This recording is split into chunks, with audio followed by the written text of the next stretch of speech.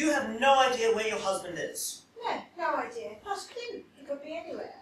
When was the last time you saw your husband, Mrs. Colby? Oh, let me think. Today's Thursday. Oh, must be 2 weeks now. 2 weeks? Yes.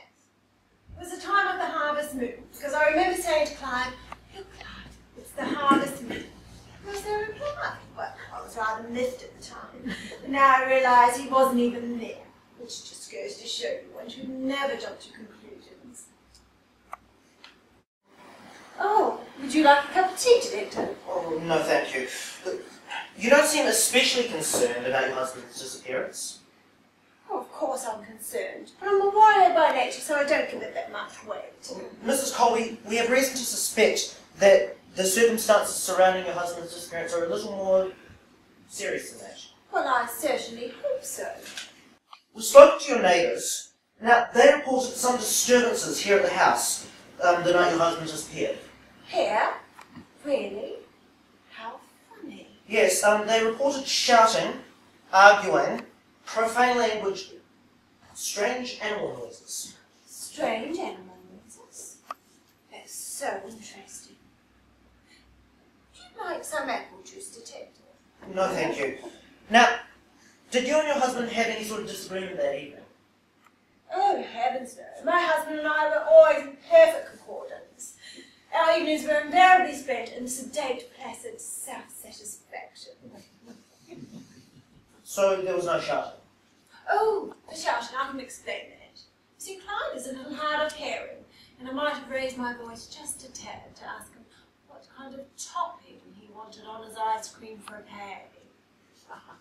Now, I haven't overheard a statement here, now, and I am quoting, but fat cow, I'll show you who's a fat cow. Oh, yes, that was Clyde. See, I can explain it. We were playing a little game in the privacy of our bedroom, the details of which are rather salacious, and are not at all relevant to this investigation. Perhaps not, but the words in question were spoken in the living room. Oh, we were moving around. It was spirited fun. Now, the neighbours, they reported screaming, lights flashing on and off, some sort of violent struggle with the Venetian blinds. Oh, yes, that was Clive. He was pretending to be a parrot. Parrots? Yes. We were playing the parrot and the cow. I see. He was moving around, jumping on the furniture, scratching at the blinds, knocked over one of my favourite lamps. Oh, it was very comical, yet strangely erotic. I see. Would you like a muffin, Detective? No, thank you. Now, Mrs. Colby, we've checked your credit purchases over the last 2 weeks, and what we discovered was a bill from Bunnings for a load of mixing cement delivered to this address. 40 sacks to be precise. Yes, 40 sacks. That sounds about right. On the face of it, that is a lot of cement, Mrs. Colby. Oh, yes, well, I can explain that. You see, I make bird baths as a hobby. Bird baths? Yes. Well, I designed the bird bath mould myself. Mix the cement personally, pour it and let it sit, and voila. Now, I didn't notice any bird baths on the property, Mrs. Colby. Oh, heavens no, I give them all away to friends and passerbys. For me, the joy is in the creation. What I did notice out the back, behind the garage, was a large cement plot, about 3 by 6 feet, and it appeared to be quite freshly laid. Well, yes, that's from the bird bath construction. It's all the leftover cement. There's a lot of false starts. I have no idea. Apparently not. Would you like some sardines, Detective? No, thank you. Now, forgive me for pointing this out, but it is my job to pick up on any discrepancies, but there appears to be a large shovel tucked behind your couch. Oh, yes. Am I to assume that's the customary place for your heavy garden tools? Well, not on the most part, but I tend to use this particular spade just to clear away the cobwebs that gather in the vestibule. Most people would use a broom for that purpose. Oh, yes, most people would. More fools they. I have observed that on the whole you do keep a very clean house, Mrs. Colby. Thank you, Detective. Which makes that stain on the carpet all the more conspicuous. Is there say? Yes, right there. It looks for all the world like dried blood.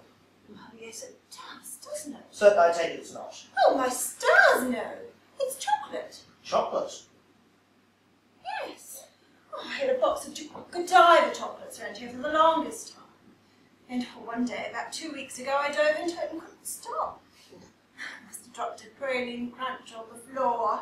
I wondered what happened to it. Now, forgive my presumption, but it doesn't look like Godiva chocolate. Oh, but it is.